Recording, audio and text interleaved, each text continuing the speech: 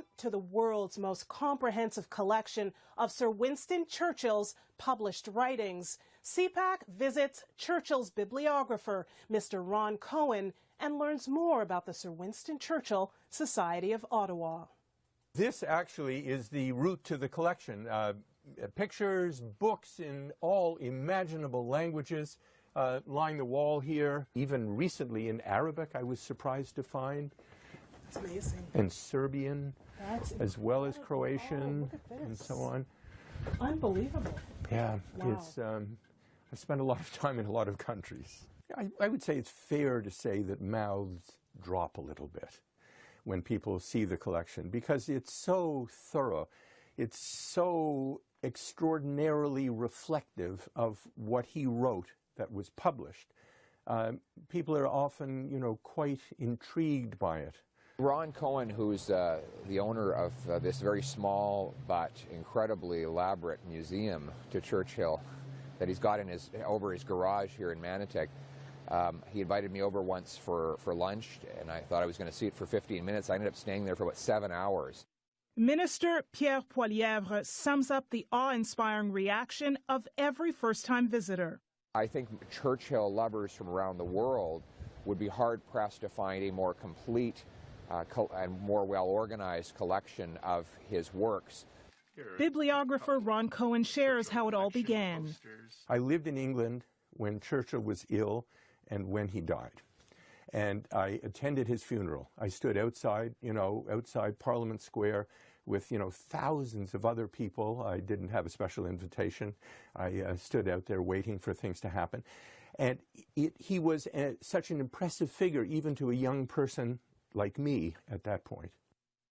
When he returned to Canada, Cohen read Churchill's Nobel Prize-winning historical work titled The Second World War, and he was hooked. Cohen began collecting Churchill's works soon after.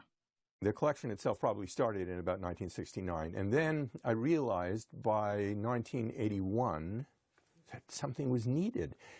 Often bibliographies grow out of collections because collectors realize they don't have a resource to tell them or anyone else what they have. And so I started working on it.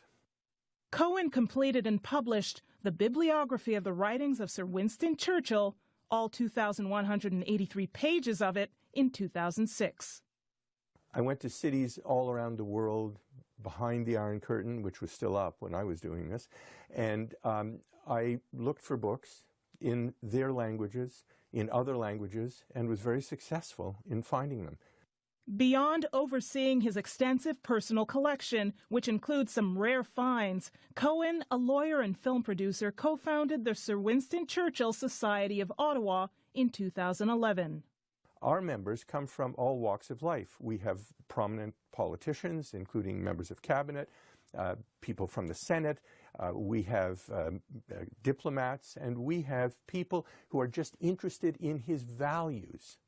So why is the late British politician and former Prime Minister of the UK, who died in 1965, still so relevant?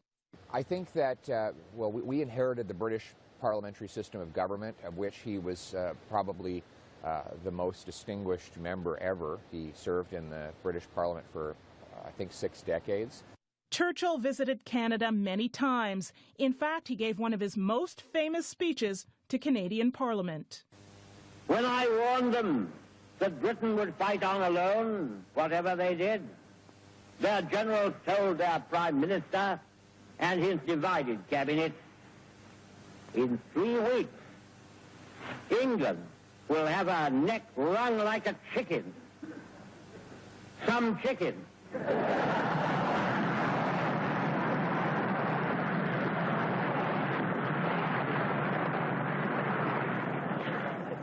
Some neck.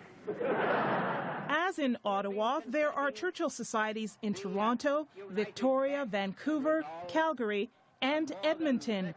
To this day, across Canada and around the world, Churchill's life and values are being commemorated.